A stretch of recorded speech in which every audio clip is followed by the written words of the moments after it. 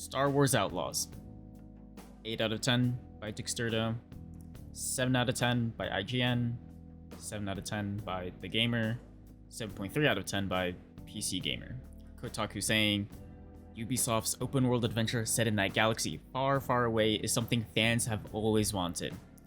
In PC Gamer's verdict, they say that role-playing a scoundrel is some of the best fun I've had with anything Star Wars. Right. A Han Solo wannabe is the best portrayal of Star Wars, but hey, at a price point of $70, it's Star Wars. Like, how do you mess up Star Wars when you got a AAA budget like Ubisoft? I think of the word Outlaws, and I think of Star Wars and GTA combined, give or take stealing a stormtrooper suit here or there. And after I saw the credits roll after 20 hours, the only thing stolen was my sanity, my time, and my money. This lackluster of a game was just boring. How was this game made or even got past the drawing board? I can't even decide what was worse, this game or Starfield, and I really despise Starfield. In my video, I said, it almost feels like Starfield tried doing everything but in turn did nothing that makes this a standout experience. There's a lot to talk about Star Wars, but I'll try my best to organize it the way I do in all my other reviews. In a vacuum, pretending we strip all Star Wars stuff out of it, it's an okay story. I think it starts off decent, then slowly loses its grittiness and scruffiness that you would expect from a scoundrel perspective. I think where the story was at its highest point was when it involved with big choices that would impact the Syndicate reputation. I'll get into that system later. And when choices felt like they had meaning and consequences was when I thought it was very enjoyable. Because, let's be real, when you're a criminal, not everything is going according to plan. But even if I say these were the high points, it was never achieved and done consistently. Thinking back, it probably only happened maybe 2 or 3 times.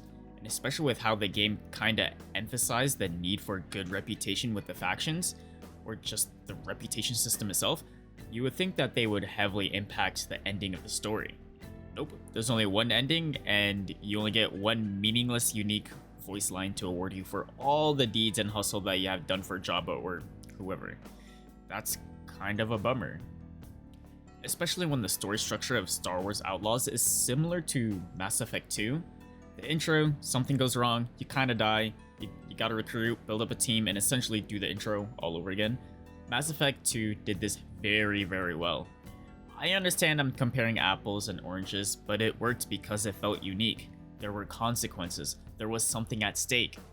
I didn't get that with Outlaws. At times, it felt very predictable, very safe, and I never thought to myself of saying, I got a really bad feeling about this. The atmosphere just wasn't there, and if the atmosphere isn't there, then I'm not going to have a memorable experience. And maybe I'm just spoiled because I literally played Wukong last week and Final Fantasy 16 demo the week before, but I really noticed the lack of atmosphere in Star Wars Outlaws, and it ruined the immersion experience for me. I personally don't think the graphics are really that good. Again, I could be spoiled because I played Final Fantasy 16 demo, Wukong, and Elden Ring this past month. But man, it's just not to the level I expected it to be.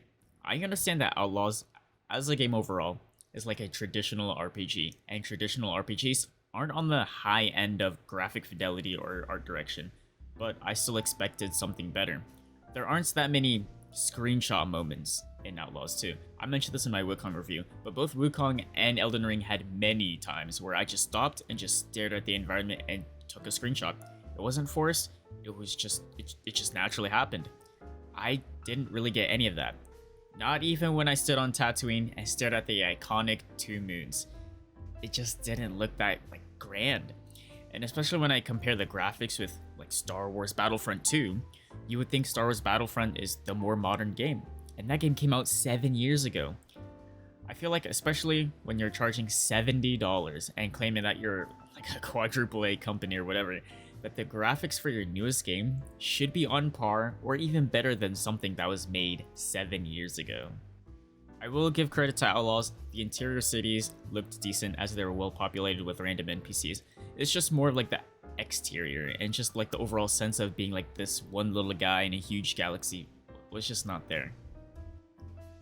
And because this barely servable graphic standard that Outlaws presents, it really hurts the theming and immersion of the world.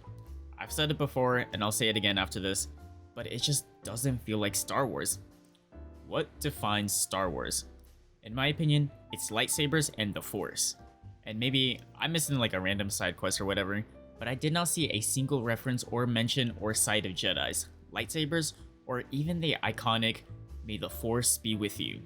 That last part I might have missed or forgot because there's no way that out of everyone in the game, especially with the facts that the rebels are involved, that the Force was never mentioned.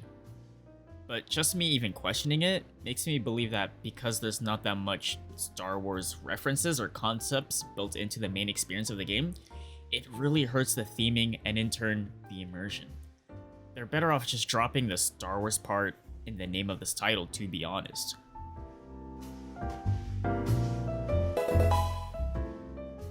The characters that Kay meets along her adventure are interesting to a certain degree.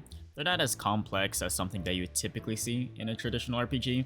I see it more simplistic, like in a traditional adventure game, and they pretty much stay stagnant throughout the story. Thankfully, no one was really annoying or anything like that, so I never had a real negative reaction towards any of the recruited crew members, but I didn't find anyone very interesting or likable, except for my Oxalotl companion Nyx. I wish I got more clothes for that little guy, but out of the humans and aliens, it just wasn't anything I haven't seen before or anything special. And it also didn't help that I wasn't able to form a bond with them, such as like doing missions for them or with them as a party member, or like in Mass Effect 2, like loyalty missions or anything. They just felt very one-dimensional, and they were a crew member because the plot needed them to exist, I guess. Another thing I didn't really like was the lack of known Star Wars characters being thoroughly integrated into the experience. I mean, I'll just say it. Spoilers. There was a cameo of Darth Vader and Boba Fett, but you never really interacted with them, and I would also say that they never really drove or helped progress the story in any meaningful way, in my opinion.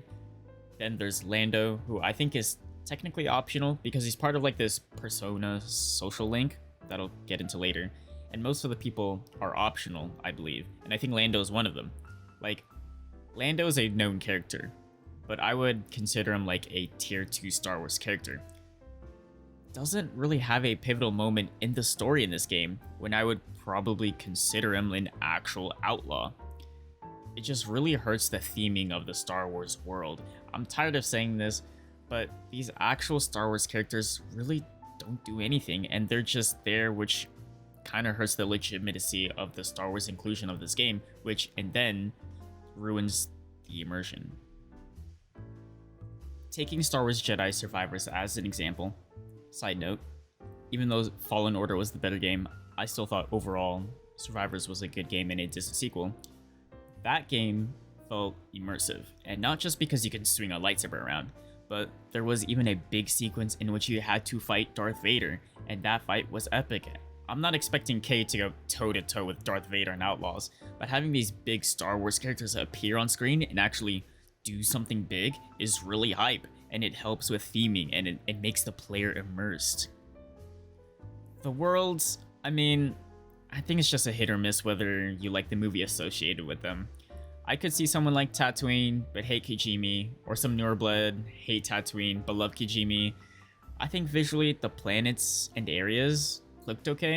It was just more of a problem that there was nothing differentiating these planets through gameplay.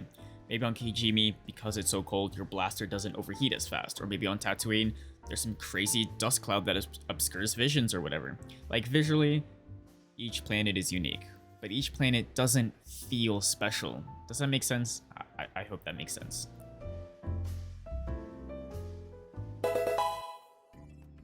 Oh, the combat. It's a joke. When it's actually not buggy and not jank, it's still terrible. The enemy AI is a joke and doesn't feel nuanced in any capacity. Just look up any compilation, it's a mess. And it's not like it's cherry picking or whatever. It's everywhere in some shape or form. And it sucks when there are missions that instant fail you when you get caught, which there are a lot more than what I expected. And it really sucks when you have to restart the entire level because the game had like 5 enemies occupying one singular space. Wait, what's happened? There's 5 dudes in him! And with a very stealth-heavy approach, which this game pretty much forces you to do, it can take a very long time to get back to where you were. And even though your little guy Nyx is there and can help with a lot of small assorted tasks, the stealth feels very formulaic, and every time I was presented a problem, it felt like there was only one way to solve it, mostly because I wasn't given a good variety of tools to deal with certain things. And just the enemy variety was just boiled down to just 3 enemy types. And there was no need to try to unlock different abilities if the old reliable just whistle and punch them was more than enough to solve all problems. And going in guns blazing seems to alert everyone that shouldn't know you're there and not alert those that should know. I hope that makes sense, because this game doesn't make any sense. And maybe I'm just being hypercritical at this point, but when they do sound the alarm, more enemies spawn. I found that really annoying, but maybe that's what all stealth games are nowadays or something, I don't know. But a room of 4 enemies can instantly turn into 15 enemies within seconds, and you're just forced to just hunker down and just shoot them all. But surely the gunplay mechanics are good, right? Right? Yeah, I love dropping my rifles and snipers and grenade launchers when I climb ladders to get higher ground. I can't bring a sniper to higher ground. Don't let Obi-Wan see this. It's so annoying, and just makes me question if the devs even played this game and didn't see this as a problem. Cause this rinky-dinky small loud blaster is the most useless thing I've ever seen. If it had a silencer, it'd be great. But it doesn't, so when I shoot my, like, a singular bullet, everyone and their mothers know of my existence, and this thing is not effective against hordes of enemies. I have to pick up a rifle or something that actually deals with hordes, but I can't really bring them around to places where I need them. And so I just hit a constant unnecessary wall with just the guns themselves. The stealth part of the game is a joke with a jank AI, and the game actively makes my experience with the blaster and rifles or whatever into a miserable experience. It's horrible. The only good thing is that Nyx can grab stuff, push stuff, or detonate certain things, which feels cool when I start multitasking things with him. Whether it's like a stealth wombo combo takedown, or timing a run through him opening a door at the same time, was cool. But that's only fun for those few seconds, then I go through a minute or two of miserable stealth and gunplay.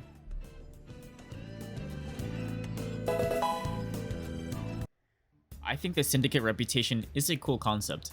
Any action you do can piss off Jabba and help the Crimson Dawn, maybe vice versa, or piss off both. I just wish there were more systems, rewards, or stuff similar tied into this to make it more impactful, because right now, its benefits and drawbacks with your reputation with a particular syndicate doesn't really matter, in my opinion.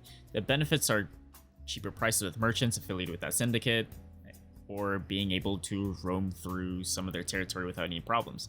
Their drawbacks are like pricier items with the merchants affiliated with that syndicate. It's harder to move through their territory and cities, and it's pretty much on-site out in the open world. In my experience, this could be different for some people, but I just straight up avoided those areas with syndicates that I have bad standings with. Unless I had to for the main quest, I just didn't go there at all. I didn't really buy that many items from merchants, and when I did, I had plenty of money to buy them, whether they were on discount or on the pricier side. And so I never really benefited or recognized the perks I got for having a good reputation for, let's say, the Crimson Dawn. And I found the drawbacks just minor inconveniences. So if I had to enter like a Jabba territory, I just made sure I was always zooming on my speeder and never looked back. I just wish it was more incorporated into the story, because it's a cool concept, and if there was like a unique experience or consequence woven into the story, it would have been amazing. But like I said earlier in the video, it never amounted to anything big at the end, except for a unique voice line, which pretty much trivializes the syndicate system as a whole. K's abilities are tied to a system similar to what you see in Persona 3's social links or Persona 5's confidants. K doesn't level up, and there are no skill trees. Instead, you have to do certain objectives to unlock abilities from certain people. This would include things like doing silent takedowns, then you learn like this ability, or you do perfect lockpicks, and then you learn that ability. You have to first do a particular quest with a confidant or whatever you want to call them to be able to unlock these abilities. So to unlock Lando as a confidant, you have to obviously first find him, then get back his lucky chip, in which you have to win a card game called Sabak. Then when you get that back to him, you can then start doing like these objectives to unlock that ability. I thought this was pretty cool. I just wish some of these abilities were available right off the bat. Starfield had this problem as well with their skill tree, but it's just too much to do these objectives to be able to do it like a simple barrel roll in space. Really? Make the barrel roll a default action you can do, and make the unlock abilities something like deflect bullets when you barrel roll or something. And just overall make some of these abilities a bit more enticing, because you gotta do like some focused work on some of these abilities that, especially for a stealth game, people are going to be doing what they are comfortable with. So if you want to get people out of their comfort zone, you have to really entice them to do it. And you can solve these with cool abilities. It's a single player game, so they shouldn't really be afraid of like power level scaling or whatever. But overall, cool system, just needed to be fixed a bit to make it an overall better experience for the player.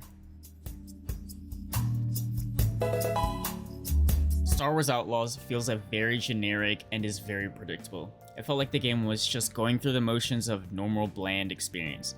There's so much friction met when playing this title too, whether it's from all the bugs and glitches that you'll encounter, or from the terrible dated enemy AI and just very odd gameplay mechanics such as not being able to bring guns up ladders. It really felt like a dated and bland experience for me, especially when this is a Star Wars game. There's that added layer of expectations of expecting a movie-like quality experience and immersion that unfortunately did not have. As a $70 game with a high-budget studio behind it, I expected more attention to detail and polish for an open-world RPG game. And although there were some cool things, such as like the Syndicate reputation system and the abilities, even those were missing a layer of something to make it feel worthwhile and satisfying to achieve. And when I put this back to back with other RPG games around the same price that came out this year, such as Shadow of the Erdtree, Black Myth Wukong, Persona 3 Reload, Final Fantasy Rebirth, Star Wars Outlaws is just missing that X factor to stand out among these titles to make me want to recommend this game at its asking price. And to think there are people that played this game 3 days early for $100+ is absurd to me. At its current state, I would not buy Star Wars Outlaws right now because 1, it's a buggy mess right now, and 2, $70 is way too much and is honestly a $30 game to me. And ultimately, Star Wars Outlaws having this many flaws does not get me excited for Assassin's Creed Shadows coming out in a couple of months. Thank you for watching. Make sure to like and subscribe to this video if you like this type of content. I plan on playing and reviewing the new Persona 3 DLC coming out soon, and maybe Visions of Mon if I have the time. You can leave a comment down below or come join the Discord in the link below that I'm active in. See you guys later.